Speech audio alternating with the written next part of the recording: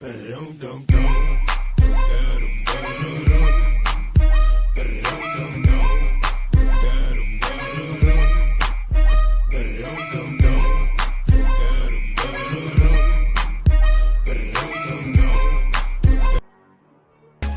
now and press the bell icon. Never miss an update. Hello students, welcome to this session. That is the lecture number 6 of your digestion of your biology unit number 5. Now it starts with the physiology of the digestion. Site of digestion of the carbohydrate. Carbohydrate का digestion कहाँ होता है? या तो oral cavity में होता है या फिर डिडोनियम में. प्रोटीन का होता है हमारे स्टमक में और डिडोनियम में, और फैट का होता है स्टमक और डिडोनियम में. मेनली स्टमक जो है और प्रोटीन के लिए प्रेफरेबल है, फैट के लिए बहुत ही लेस अमाउंट में है. राइट. सबसे पहले एक बार डाइजेशन देख लेते हैं कार्बोहाइड्रेट का माउथ में और small intestine that is called duodenum में. राइट. स्टार्च, आपने कुछ भी खाया तो उसमें स्टार्च होता है कार्बोहाइड्रेट में, तो उस पर अल्फा माइलेज जो कि टाइलिन जिसको हम बोलते हैं उसका पीएच होता है 6.8. वो क्या करता है, इस स्टार्च पे एक्ट करके उसको माल्टोज प्लस आइसोमाल्टोज प्लस अल्फा डेक्सट्रीन में कन्वर्ट कर देता है. Only 30% of the starch hydrolyse होता है. माउथ के अंदर सिर्फ 30% स्टार्च हाइड्रोलाइज होता है. बाकी का जो 70% है वो आपके डिडोनियम वाले रीजन में चला जाता है. सलाइवरी एमाइलेज इज एब्सेंट होता है काउज में, बफेलोज में एंड द कार्निवोर्स के अंदर ये सलाइवरी एमाइलेज जो होता है वो एब्सेंट होता है. Only rapid and the cook food जो है वो डाइजेस्ट किया जाता है, that is by the saliva. Right. जो आपकी 10th क्रेनियम वेगस नर्व है, आपने अगर क्रेनियल नर्व्स पढ़ी है 12th, उसमें से 10th वाली जो होती है वो वेगस नर्व होती है, सबसे लॉन्गेस्ट यही होती है. वो क्या करती है, एक्टिवेट करती है ब्रूनर्स ग्लैंड्स को. साथ में सिक्रेटिन हार्मोन भी आता है.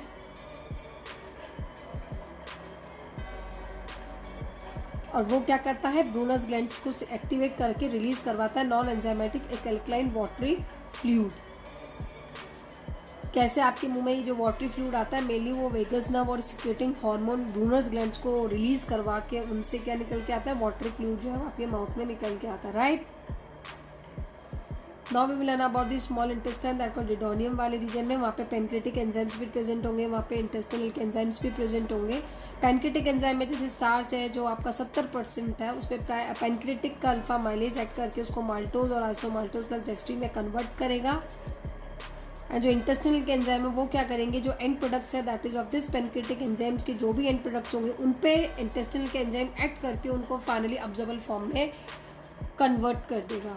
सो सी यहाँ पे आप देखो माल्टोज है तो उसमें माल्टेज ने कन्वर्ट करके ग्लूकोज प्लस ग्लूकोज में कन्वर्ट कर दिया. एंड सुक्रोज को यहाँ पे हमने ग्लूकोज प्लस फ्रक्टोज में कन्वर्ट किया है. लैक्टोज से लैक्टोज एंजाइम ने एक्ट करके लैक्टेज ने ग्लूकोज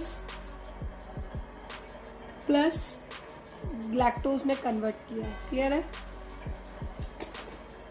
प्रोटीन का डाइजेशन देख लेते हैं. प्रोटीन में अगर आप देखें, प्रोटीन का डाइजेशन में that called the site mainly stomach और डिडोनियम बताया, small intestine.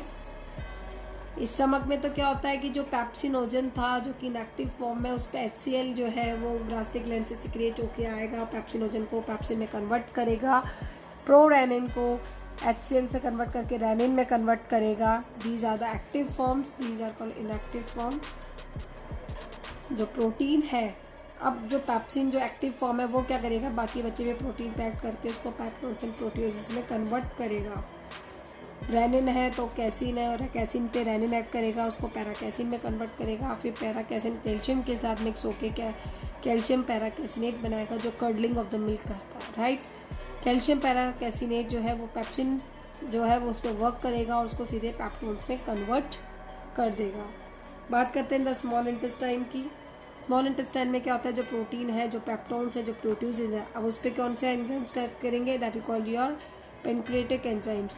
Trypsin, chymotrypsin, carboxy पेप्टिडेजेस, और उसको सीधे डाइपेप्टाइड में कन्वर्ट कर देंगे. फिर इस डाइपेप्टाइड पे आपका इंटेस्टिनल जूस का एंजाइम आएगा, फाइनली उसको अमीनो एसिड में कन्वर्ट कर देगा. This is the observable form. Right.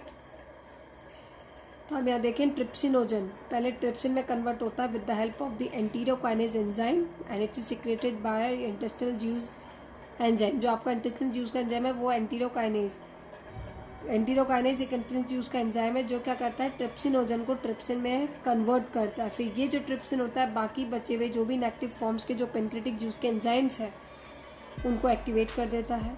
देखो, काइमोट्रिप्सिनोजन को काइमोट्रिप्सिन में कन्वर्ट कर दिया, किसने किया, ट्रिप्सिन ने किया। प्रो कार्बोक्सी पैप्टिडेजेस को ट्रिप्सिन ने काय में कन्वर्ट कर दिया, कार्बोक्सी पैप्टिडेजेस में। जो प्रोटीन है उसको डाइपेप्टाइड में कर दिया, पेप्टोन्स को भी डाइपेप्टाइड में, प्रोटीएजेस भी सब ये क्या प्रोटीन के तो प्रोडक्ट है, सबको डाइपेप्टाइड में कन्वर्ट कर दिया हमारे पैनक्रेटिक एंजाइम्स ने, और इलास्टिन को डाइपेप्टिडेज में कर दिया। अभी जितने भी आपके पेनक्रेटिक एंजाइम्स के जो प्रोडक्ट आए उस पर आप हमारा फाइनली इंटेस्टिनल के जूस के जो एंजाइम्स है वो मेलिएट करेंगे और उसको सिंपल ऑब्जर्वेबल फॉर्म में कन्वर्ट करेंगे। Digestion of the fat, very little amount of the fat का जो डाइजेशन है वो टेक प्लेस होता है इन द स्टमक में, because emulsification of the fat is not take place in the stomach. Emulsification का मतलब है कि क्या, क्योंकि फैट के मॉलिक्यूल्स हमें पता है कि बहुत ही बड़े बड़े होता है, अब बड़े बड़े फॉर्म में तो हमारी बॉडी तो ऑब्जॉर्व कर नहीं सकती है, तो obviously they have to be broken down, इसलिए हमारा स्टमक जो है वो बहुत ही little amount of the fat का डाइजेशन कर पाता है। बाकी इसका मेनली जो डाइजेशन मैंने आपको बताया वो मेनली आपका स्टमक में नहीं बल्कि डोडोनियम वाले रीजन में होगा, राइट। तो यहाँ पे आप देखें, because emulsification of the fat is not take place in the stomach, mainly the fat का डाइजेशन होता है आपके स्मॉल इंटेस्टाइन में। क्लियर है? कौन से एंजाइम किस पे एक्ट कर रहे हैं, इस पे क्वेश्चन आता है, प्लीज़ ध्यान से सुनिएगा इस वीडियो को लास्ट तक। रिएक्शन देखें, फैट है उस पर बाइल एक्ट किया, बाइल का काम क्या होता है, एमल्सिफिकेशन करना, that is of your fat. तो जो ट्राइग्लिसराइड्स है या जो डाइग्लिसराइड्स उनको फाइनली कन्वर्ट कर देते हैं। पहले ट्राइग्लिसराइड होता है उस पर पेनक्रेटिक लाइपेज एक्ट करके उसको डाइग्लिसराइड और प्लस फैटी एसिड में कन्वर्ट करता है। फिर ये जो डाइग्लिसराइड्स आप यहाँ देख रहे हैं that is called the diglycerides, ये क्या है, इस पर पेनक्रेटिक लाइपेज फिर एक्ट करता है और सीधे उसको फाइनली मोनोग्लिसराइड में चेंज कर देता है, प्लस फैटी एसिड में चेंज कर देता है।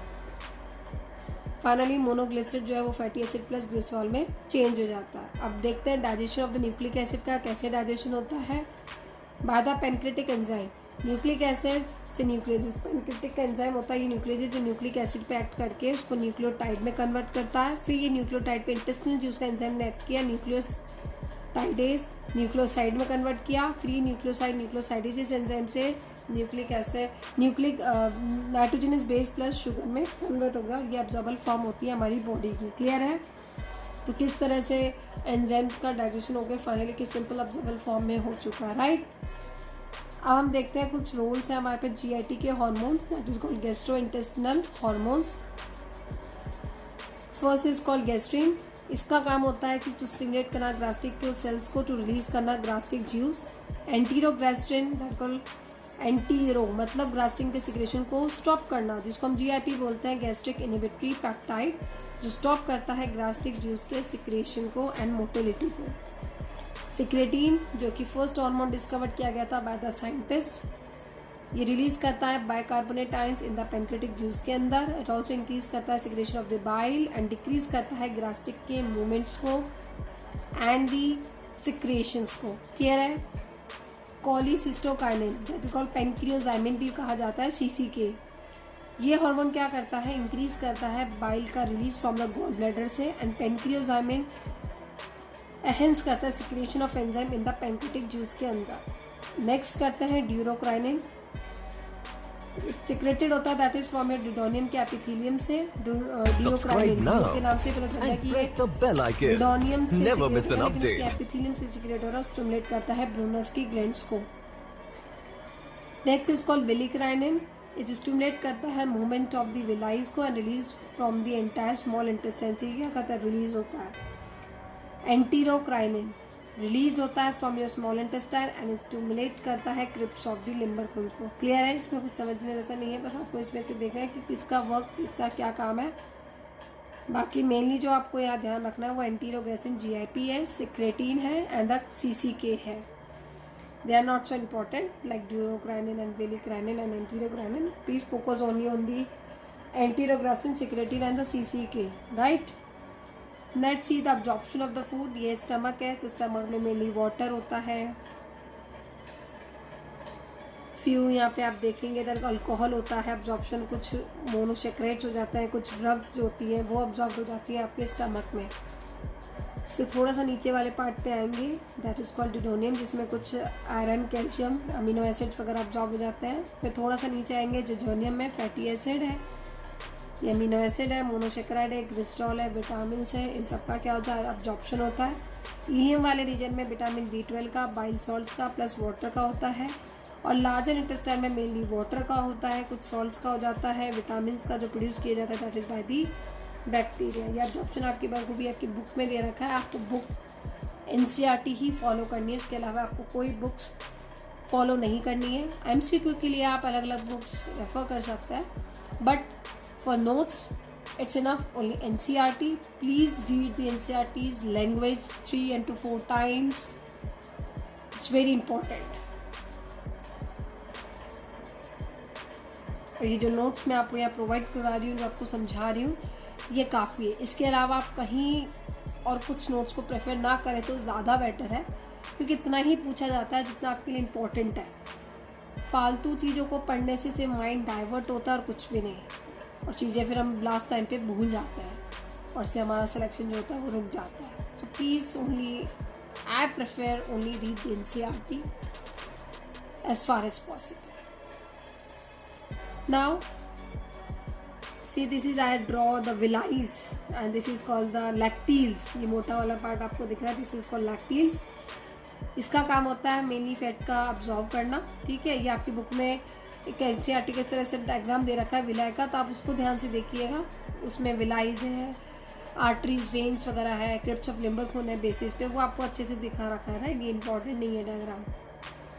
Now we will focus on the absorption of the amino acid. The major of the amino acid absorb होता है बाय द एक्टिव ट्रांसपोर्ट के थ्रू, है ना। एक्चुअली क्या होता है कि जो अब्जॉर्प्शंस होते हैं ना, वो मेनली तीन तरह के पाथ है, या तो सिंपल डिफ्यूजन है, या फिर फैसिलिटेड डिफ्यूजन है, या फिर एक्टिव ट्रांसपोर्ट है। इन्हीं 3 के पाथवे के थ्रू ही हमारा जो सब्सटेंस है वो अब्जॉर्ब होता है। जैसे यहाँ पे आप देखें, अमीनो एसिड अब्जॉर्ब हो रहा है by the active transport and very few are absorb हो रहे हैं बाय द फैसिलिटेड ट्रांसपोर्ट। बाद में मैं आपको बताऊंगी कि एक्टिव ट्रांसपोर्ट और फैसिलिटेड ट्रांसपोर्ट होते क्या है, बट अब यहाँ इतना समझ लो कि एक्टिव ट्रांसपोर्ट में एनर्जी की ज़रूरत पड़ती है, और फैसिलिटेड ट्रांसपोर्ट में मेनली हमें कैरियर प्रोटीन की हेल्प से अब्जॉर्प्शन होता है डिफरेंट सब्सटेंस का। Now see the absorption of the monosaccharide. Glucose plus galactose absorb होता है mainly by the active transport and the sodium pump of this cell. जो सोडियम पंप होता है that is of the cell membrane, वो help करता है inactive take up करने के लिए। Fructose is absorb by the facilitated transport. यहाँ पे लिखा है कि जो ग्लूकोज है, जो ग्लैक्टोज है, वो तो मेनली एक्टिव ट्रांसपोर्ट के थ्रू हो रहे हैं।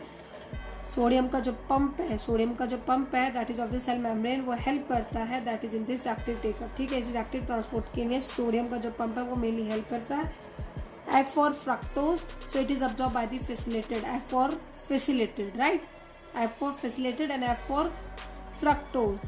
तो जो fructose है वो absorbed होता है that is by the facilitated transport. Clear है? जो ग्लैक्टोज है वो फास्टेस्ट अब्जॉर्ब शुगर होती है and it is followed by the glucose.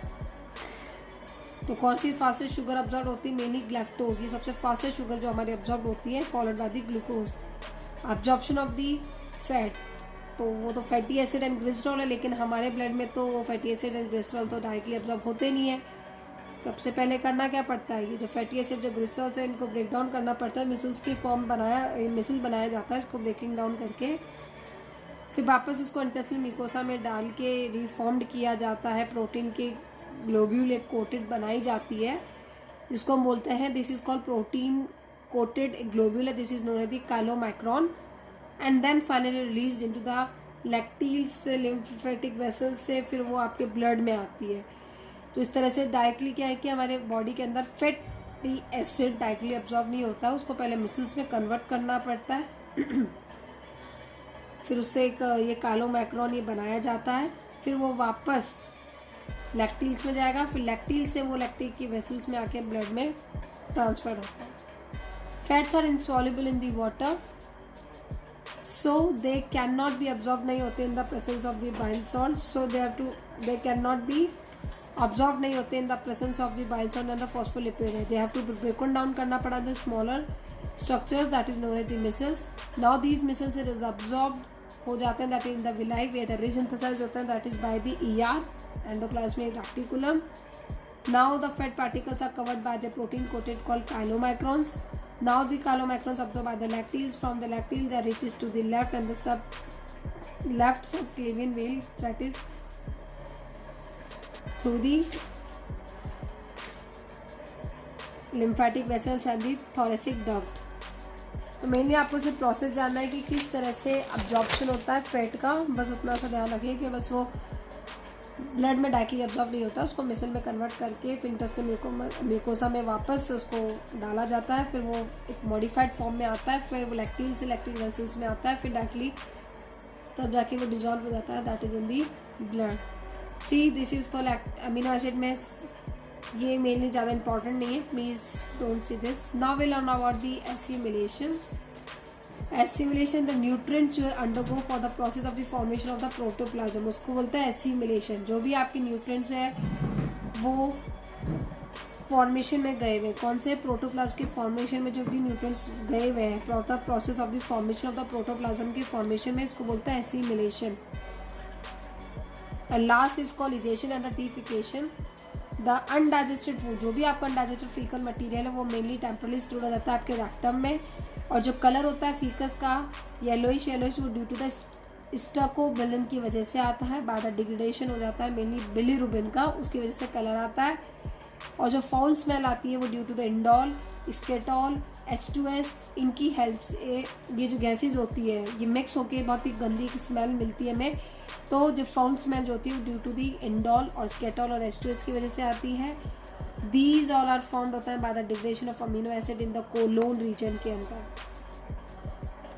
In the faeces bivalent cations present होते हैं, mainly the calcium and the magnesium, and the trivalent में phosphate है या आयंस प्रेजेंट होते हैं. यूरिन के अंदर मोनोवेलेंट आयन, सोडियम, पोटेशियम और क्लोराइड आयंस प्रेजेंट होते हैं. क्लियर है. अब हम बात करते हैं डिसऑर्डर्स की, that is called marasmus and the kwashiorkor. Marasmus वो डिजीज होती है जो कि प्रोटीन प्लस कैलोरी की वजह से होती है, और क्वाशिकर वो डिजीज है जो सिर्फ और सिर्फ प्रोटीन की वजह से होती है. It occurs in the child, जो बिलो 1 साल से जो कम के एज के जो बच्चे होते हैं उनमें मैरिस्मस की बीमारी होती है, और जो 1 से 3 साल के बीच के जो होते हैं उनको बोलता है क्वाशिकर. नो एडिमा, यहाँ पे कोई स्वेलिंग वगैरह नहीं दिखेगी, बट हाँ क्वाशिकर की जिसको भी डिसऑर्डर होगा उसमें आपको स्वेलिंग जो है वो विजिबल होगी. Now we learn about the disease that is called jaundice. That is liver की डिजीज, मेनली लीवर अफेक्टेड होता है यहाँ पे, और आपके जो आईज और नेल्स होते हैं वो येलो हो जाते हैं due to the deposition of the bile pigment की वजह से, right. Second is called diarrhoea, जिसमें अब नॉर्मल फ्रिक्वेंसी होती है, बॉवल मूवमेंट की इंक्रीज करता है, liquidity that is of the faecal discharge, and leads to the dehydration भी हो जाता है, that is in the body. डिहाइड्रा, जो जिन लोगों को डायहाइड्रा की जो प्रॉब्लम होती है, डायरिया की प्रॉब्लम होती है, वो मेनली रिड्यूस करता है आपका absorption. And the last is called constipation. In this condition the faeces से रिटेन हो जाता है within the rectum as the bowel movements occur होते हैं regularly. So this chapter ends now here. Thank you students, please revise thoroughly and good well. Thank you.